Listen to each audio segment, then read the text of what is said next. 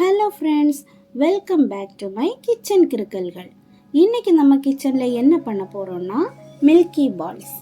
இதை பண்ணுறதுக்கு 4 பொருட்கள் இருந்தால் போதும். வாங்க எப்படி பண்ணுறதுன்னு பார்க்கலாம். இதை பண்ணுறதுக்கு 1 cup cornflour, 1 cup powder sugar, 1 cup பால் எடுத்திருக்கேன். இப்போது ஒரு பவுல் எடுத்து அதில் நம்ம எடுத்து வச்சிருக்கிற கார்ன்ஃப்ளவர், பவுடர் சுகர், பால், கொஞ்சமாக வெண்ணிலா எசன்ஸ் போட்டு நல்லா மிக்ஸ் பண்ணிக்கலாம். வெண்ணிலா எசன்ஸ் ஆப்ஷனல் தான், தேவைப்படுறவங்க யூஸ் பண்ணிக்கோங்க, மற்றவங்க ஸ்கிப் பண்ணிக்கோங்க. இப்போ ஒரு பேனில் நம்ம ரெடி பண்ணி வச்சிருக்கிற மிக்ஸை ஊற்றி கைவிடாமல் கலந்து விட்டுட்டே இருக்கணும். ஸ்டவ்வை லோ ஃப்ளேமில் வச்சு பண்ணணும், இல்லைன்னா அடி பிடிச்சிடும்.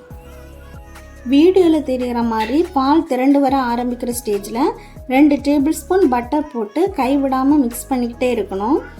பட்டரை அப்படியே வேணுனாலும் போடலாம், இல்லை மெல்ட் பண்ணி வேணுனாலும் போட்டுக்கலாம். பால் திரண்டு வர வர நம்ம அதை சேர்த்து எடுத்துகிட்டு வரணும். இப்போ பாருங்கள், ஸ்பூனில் பேனில் எல்லாம் ஒட்டாமல் சேர்ந்து வந்திருக்கும். இந்த ஸ்டேஜில் நம்ம ஸ்டவ் ஆஃப் பண்ணிடலாம். அப்போ தான் நம்ம உருண்டை பிடிக்கிறதுக்கு கரெக்டாக இருக்கும்.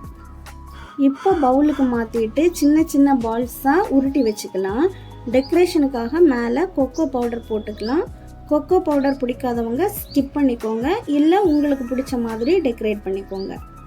இப்போது எம்மியான மில்கி பால்ஸ் ரெடி ஆயிடுச்சு. ரொம்ப ஈஸியான இந்த டெசர்ட்டை உங்கள் வீட்டில் கண்டிப்பாக ட்ரை பண்ணி பாருங்கள். இந்த வீடியோ உங்களுக்கு பிடிச்சிருந்தா லைக் பண்ணுங்கள், உங்கள் ஃப்ரெண்ட்ஸ் அண்ட் ஃபேமிலிக்கு ஷேர் பண்ணுங்கள். நெக்ஸ்ட் நான் போடுற வீடியோஸ் பார்க்கணுன்னா கிச்சன் கிறுக்கல்களுக்கு சப்ஸ்கிரைப் பண்ணுங்கள். மீண்டும் இன்னொரு ரெசிபியில் சந்திக்கிறேன். பாய்.